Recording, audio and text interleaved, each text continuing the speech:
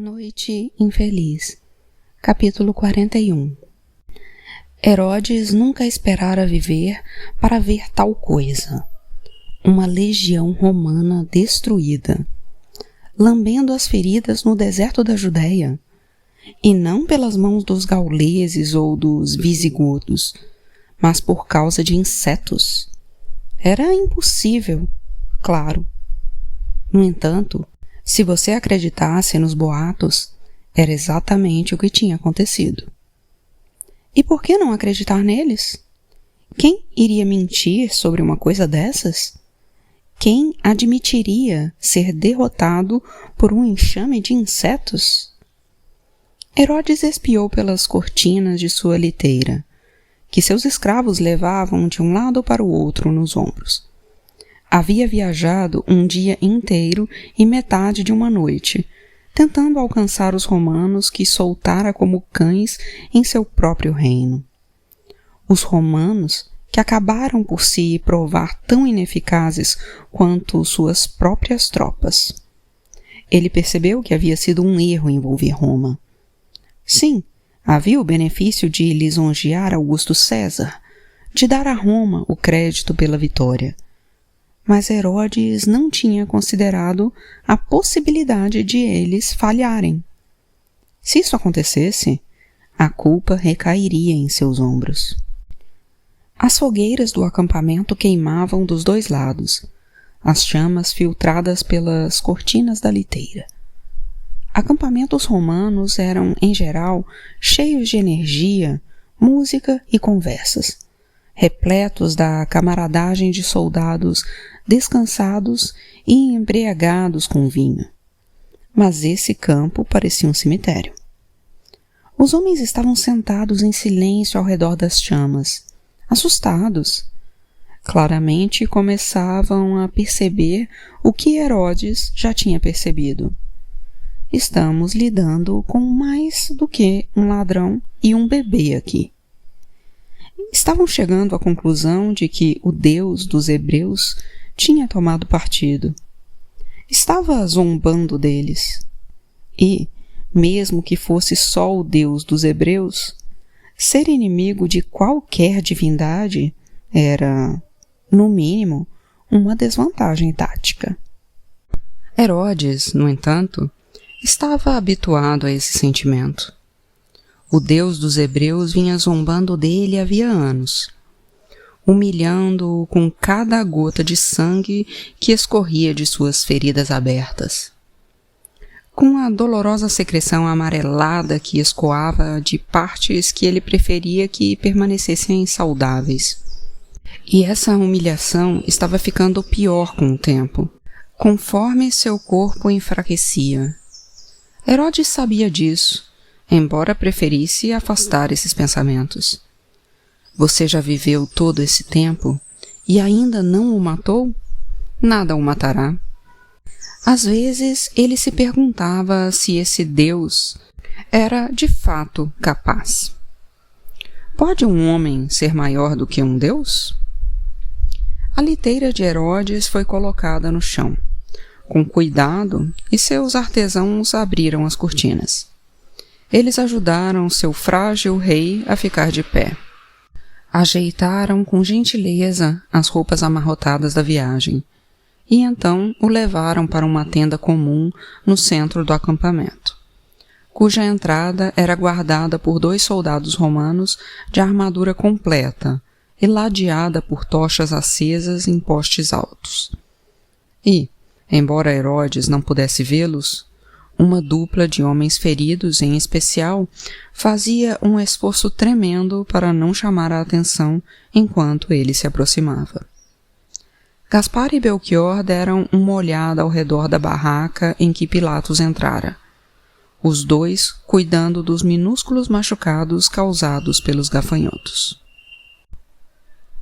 A tenda de Pilatos era bem simples, mais espartana do que romana, na opinião de Herodes. Algumas poucas cadeiras para receber oficiais, uma cama que parecia nunca ter sido usada e um capacete polido e um peitoral arrumados em cima de uma penteadeira, ao lado de uma espada. As lamparinas a óleo penduradas lançavam sombras dançantes pelo interior da barraca. Mas não havia nenhum dos confortos habituais que Herodes exigia durante suas viagens. Nenhum tapete ou almofada, nem sofás para se deitar. Mais importante, nenhuma jovem com que se deitar. Isso não era jeito de se ir para a guerra. Pilatos estava de pé em suas vestes formais roxas, as costuras adornadas com padrões de folhagem cerzidos com fios de ouro. Ele saudou o rei fantoche da Judéia com uma reverência exagerada, tomando cuidado para não fixar os olhos nele por muito tempo. Tinha ouvido relatos a respeito de sua aparência doentia, mas, quando realmente o viu, com a carne apodrecendo e os dentes escurecidos, os olhos amarelos e as feridas, Pilatos ficou discretamente chocado. Rompendo com o protocolo, ele decidiu não beijar a mão estendida de Herodes, e em vez disso, abaixou-se e a tocou com a testa. Uma alternativa raramente utilizada, mas aceitável. Vim aqui para ajudar vocês, disse Herodes. É uma honra, disse Pilatos erguendo-se. E posso perguntar como Vossa Alteza veio nos ajudar? Na única coisa para a qual você foi trazido para aqui, capturar um ladrãozinho e uma criança. Se me permite, disse Pilatos, não há nada de inho nele. Herodes abriu um sorriso que mostrou um pouco os dentes escurecidos. Não, disse ele, suponho que não. Pilatos fez sinal para que o rei se sentasse, e ele o fez. A cadeira de madeira rangeu com seu peso, e, por uma fração de segundo, ele pensou que iria se quebrar e jogá-lo no chão. Seus braços se abriram por impulso, e ele sentiu a onda de adrenalina que acompanha uma quase queda, seguida imediatamente pelo alívio e a esperança fervorosa de que Pilatos não tivesse percebido essa breve demonstração de fraqueza. Você não acha estranho, Vossa Alteza? Perguntou Pilatos, que tinha visto o pânico momentâneo do rei, mas não demonstrou. Acho o que estranho?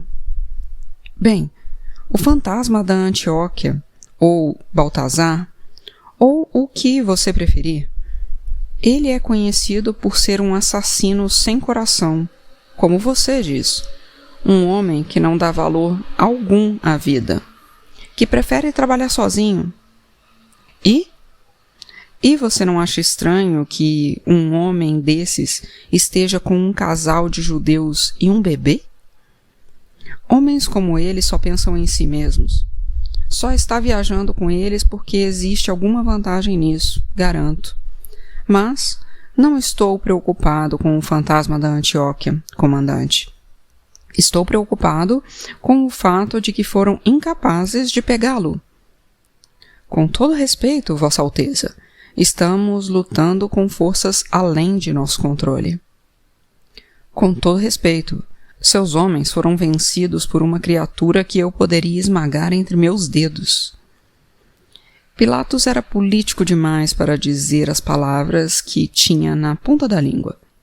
Profissional demais para dar a Herodes o menor indício de uma expressão reveladora. Herodes ficou de pé, determinado a fazer valer seu argumento, enquanto encarava o jovem oficial do alto. Em 30 anos de reinado sobre os judeus, passei a acreditar em uma verdade muito simples, disse Herodes, que o tempo deles nessa terra está quase acabando. Tudo o que eles têm são histórias antigas, velhas tradições, contos sobre reis e líderes antigos, uma magia velha e um Messias que fica só na promessa de chegar, mas nunca vem. Tudo em torno deles é velho. Está tudo no passado. Estou interessado em novas tradições, novos impérios. Eu construo coisas novas, e eles reclamam. Estabeleço novas leis e eles reclamam. Mas não dou ouvidos, porque eu sou o futuro. E eu certamente não os temo, ou temo o Deus deles. Porque o tempo de Moisés e Davi virou poeira. O mundo pertence a César agora, aos homens, e estou aqui para me certificar de que vai continuar assim. Mas, no entanto, Vossa Alteza, meus homens estão com medo. Estão com medo da ira desse poder, desse Deus. Se eu fosse eles, teria mais medo da ira de Augusto. Visão. Essa era a qualidade mais importante de um líder. Era por isso que Herodes tinha reinado por tanto tempo e com tanto sucesso. Ele já havia trazido aquele jovem oficial até ali, o Pilatos. Ele era um líder, com certeza, agressivo e completo, cauteloso o suficiente para evitar beijar sua mão doente, mas inteligente o bastante para encontrar uma alternativa adequada em uma fração de segundo. Por outro lado, faltava-lhe imaginação, faltava-lhe visão, e isso o impediria de alcançar o sucesso que sua esperteza lhe fizera aspirar. Como sempre, caberia a Herodes garantir que as coisas seguissem tranquilamente dali para frente. Eles estão indo para o sul, não é? Perguntou Herodes. Sim, para o Egito. E o caminho mais rápido para o Egito é pelo vale de Kadesh. Visão, rapaz, eu vou lhe mostrar o que isso significa. Soube que você tem um xamã viajando com a sua comitiva, disse Herodes. Uma espécie de vidente. O feiticeiro. Eu gostaria muito de falar com ele.